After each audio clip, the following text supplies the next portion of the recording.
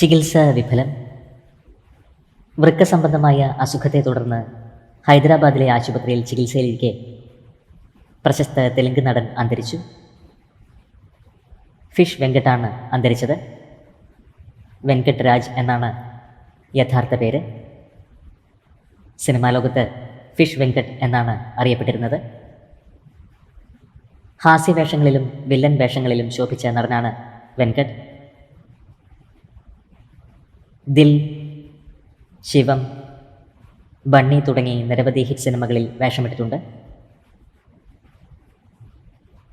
പ്രിയ നടന് പ്രണാമം അർപ്പിക്കുകയാണ് സിനിമാ ലോകവും പ്രേക്ഷകരും. 53-ാം വയസ്സിലാണ് ഫിഷ് വെങ്കട്ട് അന്തരിച്ചത്. ആത്മാവിന് നിത്യശാന്തി ലഭിക്കട്ടെ എന്ന് നമുക്ക് പ്രാർത്ഥിക്കാം.